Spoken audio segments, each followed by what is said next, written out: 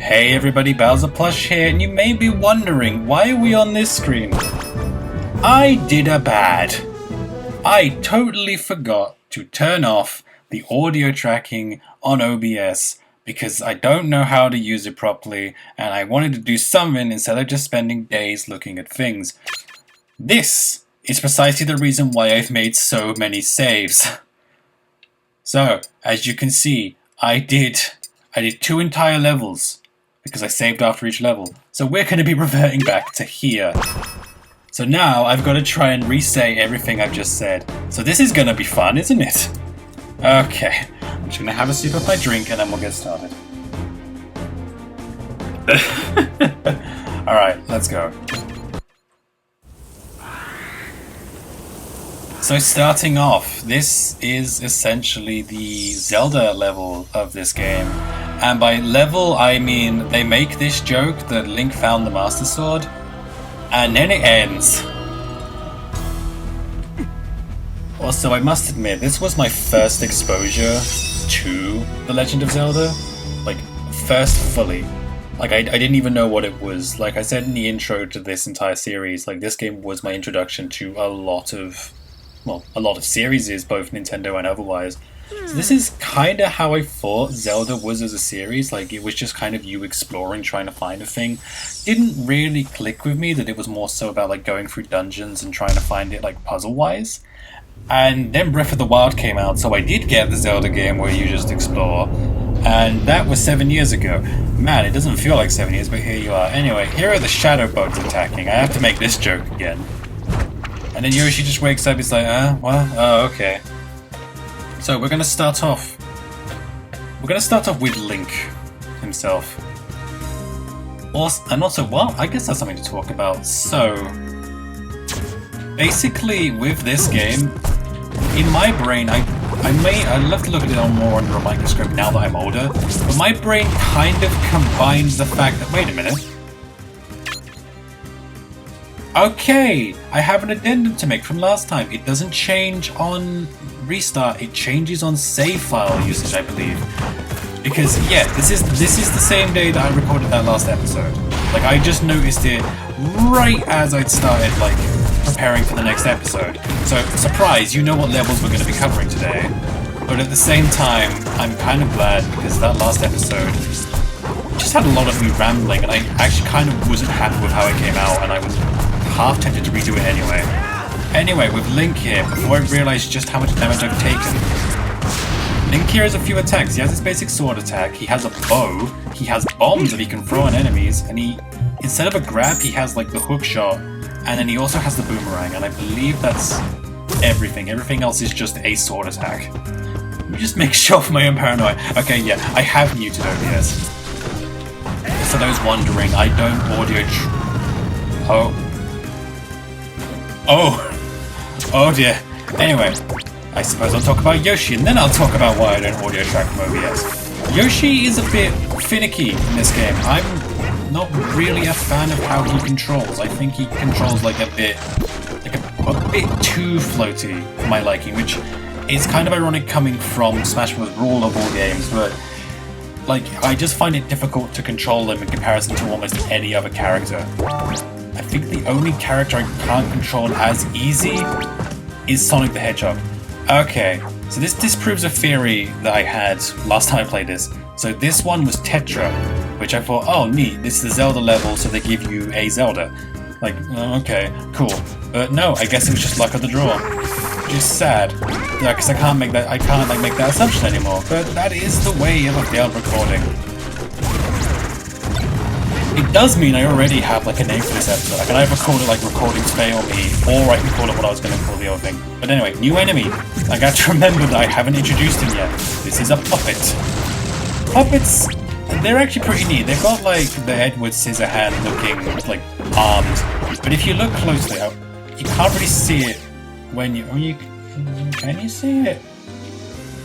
No, you can't. But if you look on the video itself, sometimes you'll see what looks like strings. So I like to imagine there's like a master hand up top, just kind of like with him.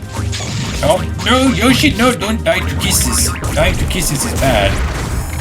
Take a lightsaber and go.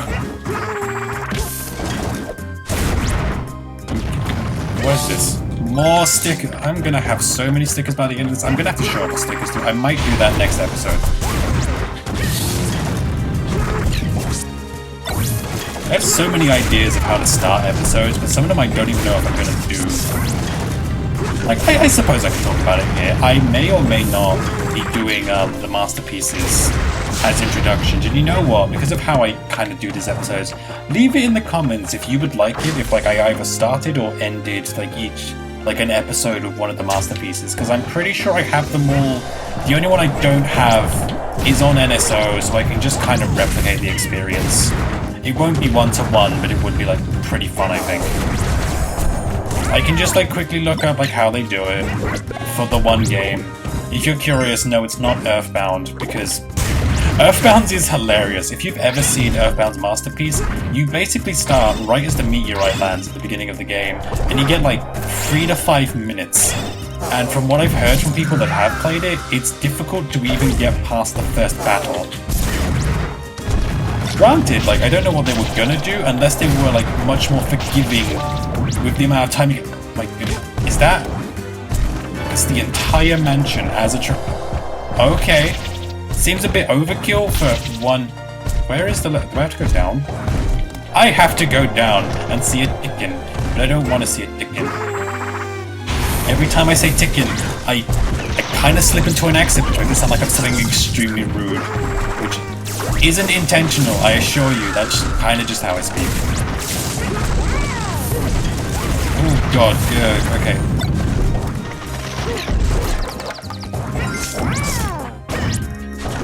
I said this before, I don't think I mentioned it when I said it's kind of like a Tickin is kind of like a steampunk version of an Eggman enemy.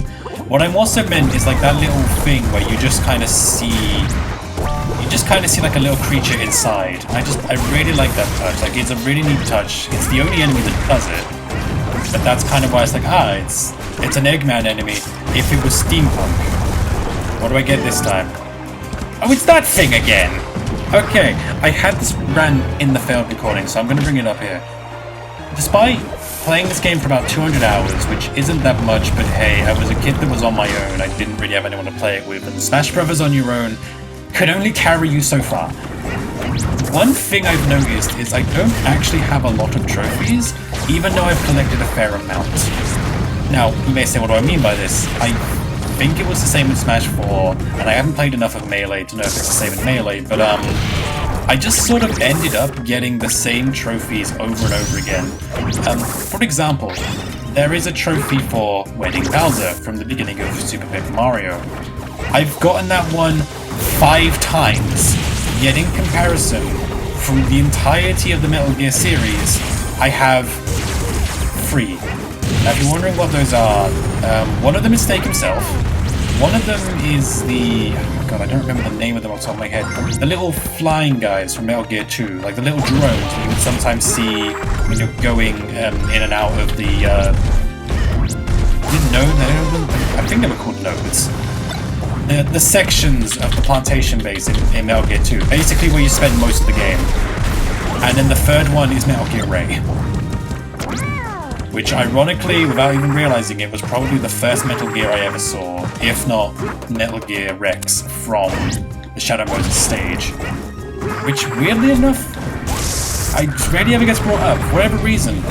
In the Shadow Moses island in this game, the Metal Gears make the sounds of the geckos and not of an actual Metal Gear. I don't know why this is. I'm assuming it's just a case of, oh, the game was coming out, so they wanted something that was, like, you know, new. I don't recall if the... Like, please keep in mind, as I'm talking about this, I've only played through, like, MGS 1 to 4, like, once. So my memories of it is a bit hazy. So, like, who knows, maybe that, like, one section of Metal Gear 4 where you're inside the base and, like, Metal Gear attacks you, maybe it makes the sounds there, but I do not recall it making the sounds. I'm curious, did I do this faster? No, I didn't. I did this about on par as I did last time. Also, I'm so frustrated, so I don't know how people deal with this. I'm assuming they just turn it up in post, but You could barely hear me on OBS, but again, that'll probably just come with time. I'll probably figure it out, and then I'll probably do like a better scheme than I'm currently doing. Anyway, for the trophies, we got Celebi, Luigi's entire mansion, the entire house, television, Fire Pyramid, and then for stickers, we've got Falco, we've got the Eggplant Wizard from Kid Icarus, which I don't know if anyone ever remembers Nintendo, but like I remember just that little horse spiel they did in Nintendo. I was probably way too young to be watching now, let's be real. We got the Wild Gunman from the same name, Yoshi from Mario Party 2. That's one of the legendary Pokemon. I'm not gonna say that because I don't feel like I can say it properly. Annie from Custom Robo 2, Falco from Lilac Wars, which is just Star Fox but in Europe. There is Meta Knight Ball from Kirby Power Paintbrush, Toad from Mario Party 7, and Peach from Super Mario Bros. 2.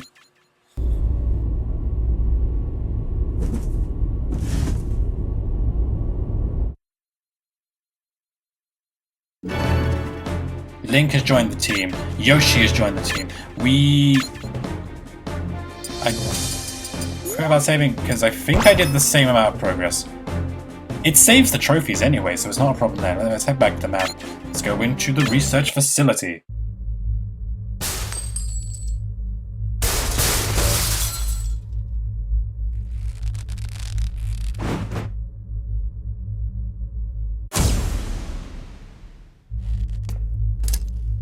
So we have two things to point out there. One, Samus, I believe, is the only character to have her own unique, like doo sound. You know what I mean? Like, whenever a character appears, it makes the doo sound. Samus's is, like, electrical. Which almost kind of makes me wish they did it with more. Because, like, certain characters have, like, a perfect one. Like Snake, for example. There are so many you could do for Snake, but they don't do it. Yet Samus is the only one that doesn't. Also, what is that hair? Look at that hair physics. I'm sorry. Girl, your ponytail is like... I don't know how ponytails work. I've never grown out my hair that long, but... Is it supposed to just be that that stiff? Like free-falling, sure.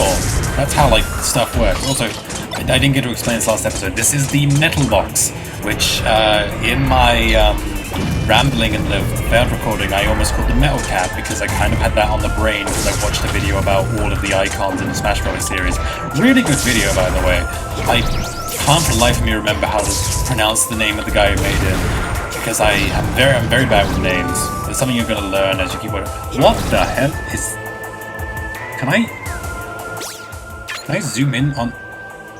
What are you? What are you? Are you a I'm assuming this is a Metroid character. I have no idea who that is. That's probably someone from one of the Prime games, because the Prime games is like the ones I know the least about. Despite owning the trilogy, I've owned the trilogy for almost 10 years. I've rarely played through it. Hell, I even own Metroid Prime Remastered, but no, I've not just sat down and played it. I think the most I played a Metroid game was about like 2 hours into Super Metroid. And like I'm not even good at it, so I only got to that boss with like the vines and like the face on the vine. I think I killed Kraid, and that was like it was the boss after Kraid, or I may be wrong. But anyway.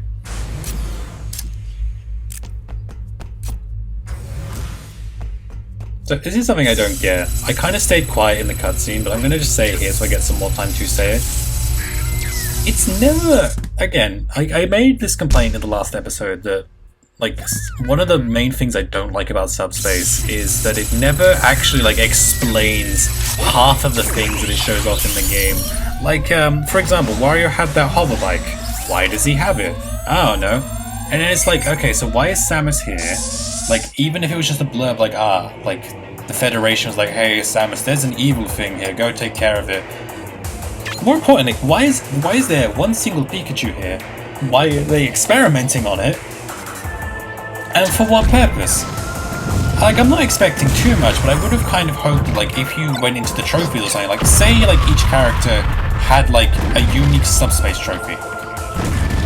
Because I believe everyone, like, they have their own All-Star one, so maybe it's in the All-Star, like, trophy descriptions, and I just don't know, but surely they could, like, explain it there, like, a little blurb of, like, what their little, like, story was overall, because Subspace, despite being just a basic single-player mode, it has story. it has like 3 distinct stories going on. Like I can think of 3 right now. Like we're in one, which is Pikachu and Samus going through this facility. There's the one with Mario and Pit at the minute, which, like, not to spoil too much, kind of gets included with Link and Yoshi. And I don't really call this a spoiler because it literally happens to the next stage. It's not like it's oh, we play like several stages and then suddenly we realize, hey, these are connected. And then there's the one with Marth, Ike, and Meta Knight. All kind of like on separate paths, and I believe, oh, and there's Fox and Diddy Kong. Like all these things just sort of like happen, like we don't know why. Yet when younger me went on the Smash Wiki, he found out that there was like a bunch of lore, like that also explains what like King Dedede was doing in that one thing, and also why Wario is kind of on his own. Like sure, like he was in the Halberd at the beginning of the stage. Also, yeah, it's never explained why like Meta Knight isn't in the Halberd. Unless it's explained like in the trophy lore, but again, going back to what I said earlier, I've not gotten enough trophies to kind of organically know.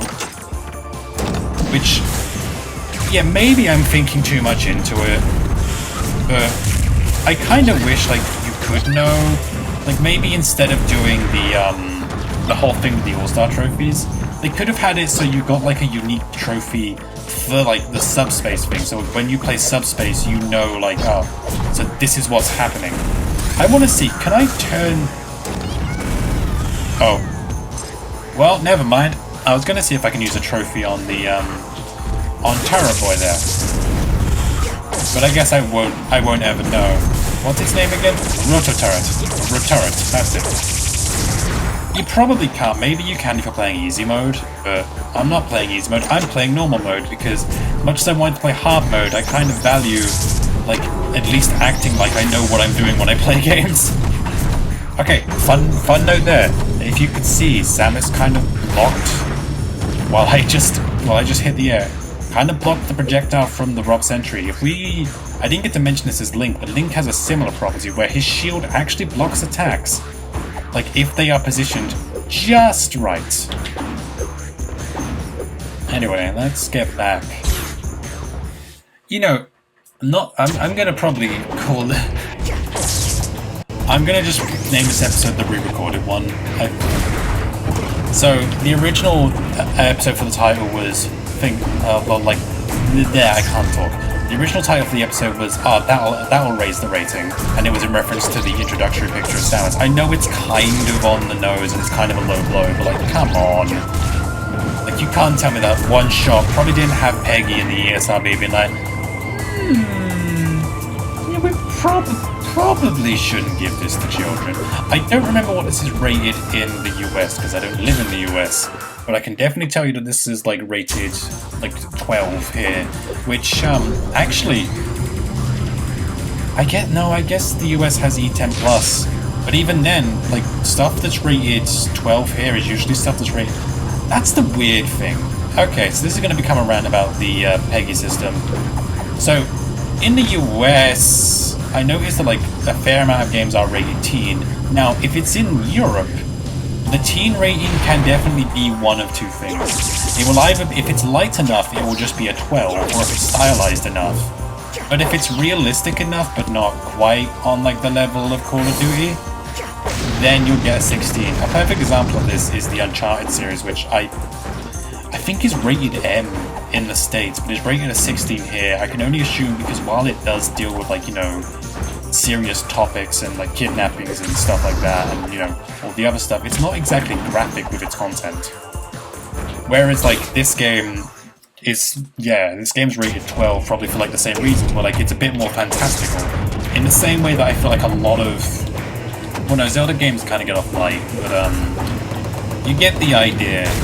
It does work, but like the basic way I've always seen it is like if something's rated 16, it probably would have been an 18 if it was just like a tiny bit more graphic with what it showed off. But, and then 12 is just like, this ain't quite good enough for little Timmy who just got his first game system.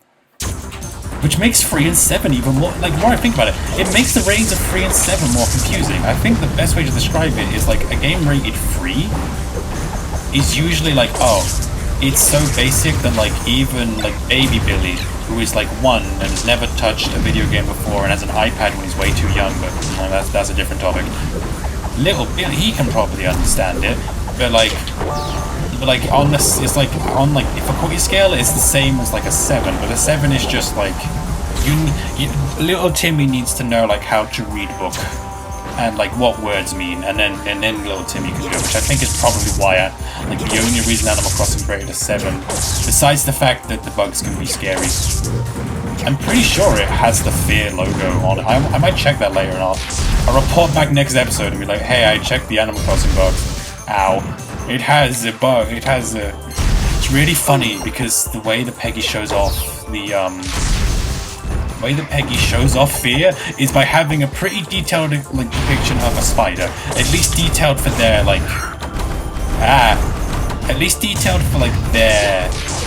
like their diagrams. I think it's their most detailed one besides their online one.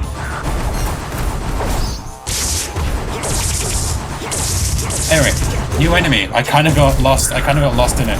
So, this is a metal pyramid. As you saw earlier, can I get up? No, okay. As you saw earlier with me getting the metal box, it's basically the same thing, but an enemy has it, where they barely like flinch, and they kind of just become a bullet sponge. But anyway, we're pretty much done here, actually. Okay. Yeah. And that's gonna end it off for this one. Wonder if like you were able to extract those computers. They probably don't exist on an individual plane because I'm assuming like all of these are separate, but I wonder if anywhere you can find the uncompressed version of these images with like where you can like visibly see the text. That's something to think about, I suppose. Anyway, what did we get? Camden. That's probably not how you pronounce it. But what stickers did we get? A large switch. Joanne, I can't talk. Joanne from Wild World. Parachute from Game & Watch, and Gordo from Mouse Attack. And that catches up where the failed recording finished. So we're gonna save. Oh, went too far. I'm gonna save and end it off here. Oh, I think I did do it faster. Or I did it slower. No, I did it faster, because that one was like... Because then it's implying that I did it in like 2 minutes. Anyway, we're going to end it off there. Next time in Super Smash Bros. The Subspace Embassy, we are going to continue on to the Lake Shore. And I am going to try my best not to be real tired, because I've technically already recorded 3 episodes, even though I've only done 2. Until then, goodbye!